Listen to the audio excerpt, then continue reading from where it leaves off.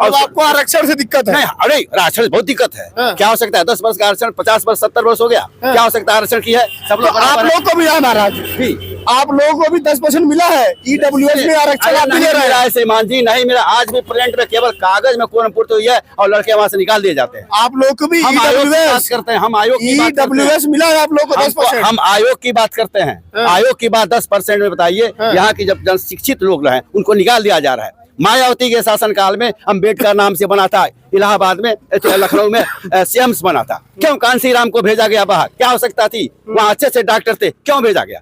जब पत्रकार आपसे पत्रकार पूछे तो कहे नहीं नहीं यहाँ नहीं व्यवस्था हो पाएगी, उनको बाहर भेज दिया गया। क्यों भेज दिया गया?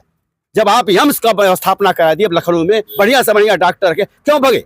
इसलिए भगे कि आरक्षण के डॉक्टर गए थे, सुई कोसना मांस में कोस देगा हड्डी में, तो मर जाएंगे। अच्छा, आरक्षण में डॉक्टर नहीं बन पाते हैं? बिल्कुल नहीं बन पाते। आरक्षण मतलब 1 नंबर कम पर जाएगा। और बात बताइए, सुनिए, हमारी बात सुनिए, आरक्षण बंद होना चाहिए। बात सुनिए, 10 नंबर अधिक पा करके आप रिजेक्ट हो जाते हैं और 1 नंबर उसका कम है, 99 में 90 में कम है तो उसको निकली जाती है, वो क्या करेगा?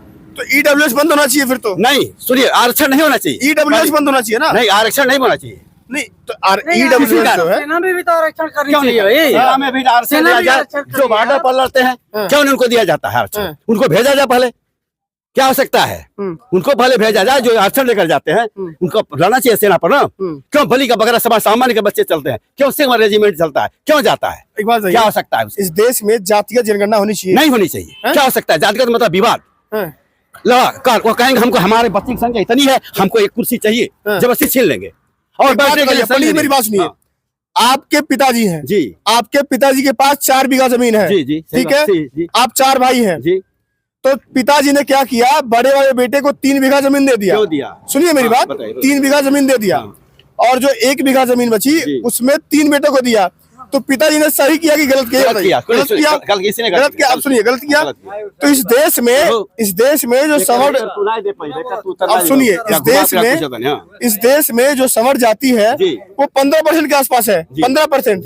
जो बहुजन तबका है 85 है। तो इस देश में जो अभी भी देखा जाए सरकारी नौकरियों में, दिल्ली के पीएमओ ऑफिस में सचिव से लेकर के तमाम जगहों पर देखा जाए तो इस समय समर जो लॉबी है 98% है। हमारी बात सुनिए, उनको हाकर इससे बहुजनों को नहीं मिला है। परीक्षा जब आप पास नहीं करेंगे, आप वहाँ से आए हैं भारत अकान के संवाददाता ग्रुप में, परीक्षा जब आप पास नहीं, कंपटीशन रखता है।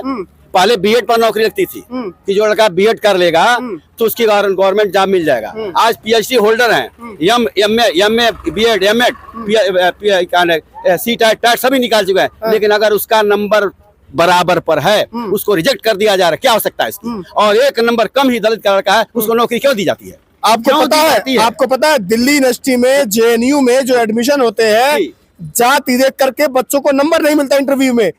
ओबीसी का बच्चा वहां पर जो रिटर्न परीक्षा होती है सबसे अच्छे नंबर लाता है, टॉप करता है, बढ़िया है। लेकिन इंटरव्यू देने जाता है तो वहां पर जो इंटरव्यू लेने वाले लोग बैठे होते हैं, संवर्ण जाति के लोग बैठे होते हैं, वो जाति पूछ करके उसको नंबर नहीं देते हैं। ये सच्चाई है। सुनिए श्रीमान जी, पेपर में आज तक किसी पेपर में किसी के लड़के का जो परीक्षा नहीं जाता है उसमें नाम नहीं लिखा जाता है, उसमें जाति नहीं लिखी जाती है। केवल एक इंटरव्यू में जाति पूछा जाता है, दिल्ली यूनिवर्सिटी में, जेएनयू में जाति पूछ करके नंबर कम दिए जाते हैं, एडमिशन ली जाती है, एडमिशन ली जाती है। तो बताइए फिर, एडमिशन ली जाती है ना।